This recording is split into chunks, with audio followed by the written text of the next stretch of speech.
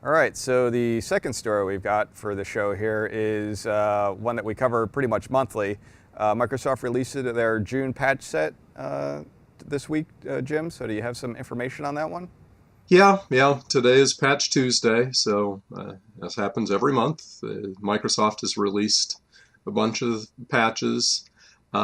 This month they've released 8. They rate 2 of them as critical. For some reason they've skipped MS-15-058. I'm not sure. They'll probably release that one later, but so they start with MS-15-056 and go up to -064. As is the case pretty much every month, there's a critical update for Internet Explorer. I believe the IE patch covers something like 12 or 14 CVEs, and they rate it as critical. One of those CVEs was previously publicly disclosed, so I'm not sure if there are any working exploits for it yet, but the CVE was out there earlier, so if there's not a working exploit yet, there will be shortly. The other critical one was in Windows Media Player. Again, this one would be, some sort of crafted, video or something that would be exploited that would allow remote code execution. Not aware of any exploits in the wild for that one yet. The other one where there is an exploit in the wild at the moment is in what they're calling common controls, the Microsoft common controls.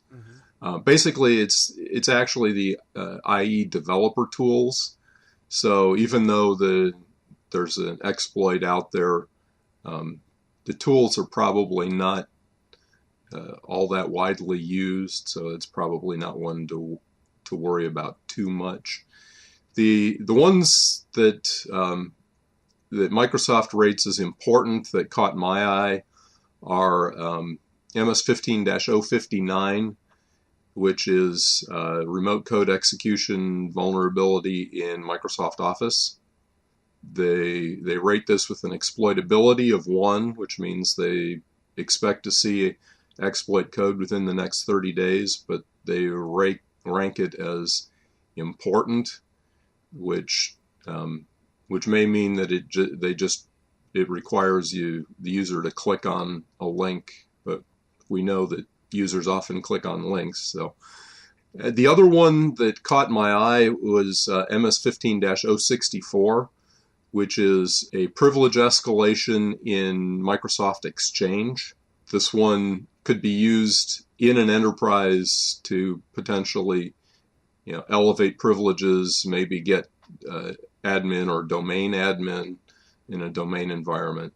So that's one to keep an eye on. Again, there's no exploit in the wild at the moment, and Microsoft only rates it as important, but they generally only rate privilege escalation as important.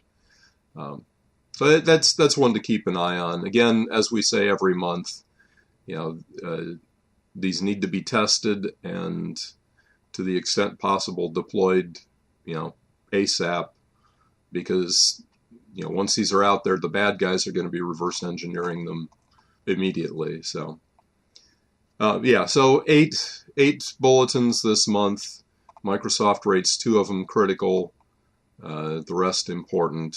And like I said, I think there are a couple other ones that we really need to keep our eye on over the next few days and weeks. But nothing really out of the ordinary for the monthly patches. Okay. So there you have it. Yeah, like you said, very important to get those patches installed sooner than later. That's for sure, as soon as possible.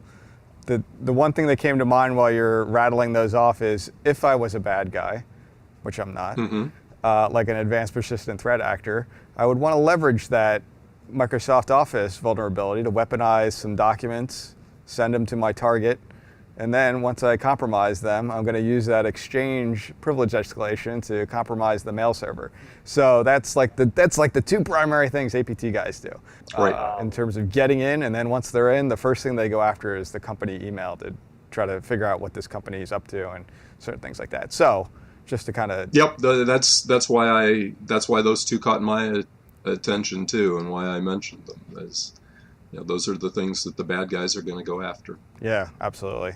So just trying to illustrate an example of why it might be more important to you to get these installed. Not to say that somebody's definitely going to use it for those purposes, but that's like a very common tactic for some of these advanced persistent threat actors, as well as other actors. Like we also saw in terms of weaponized documents, I think we covered this story in the past few weeks where resumes were getting sent through some of these resume finding services that are out there, and they kind of get sent into the resume finding service and then to the actual hiring manager, and then they open it and they get infected. So that's another way that some of these actors will kind of vector their targeted weaponized documents into companies that they're interested in. So because they know that someone in HR's job is to do nothing but open resumes all yep, day. Yeah, pretty much. And they might not be the most. They're probably not security people. Hopefully you've got a good end user awareness education program to be careful about opening documents and clicking on links. But that's a tactic that they've been using over the past couple of months here. So.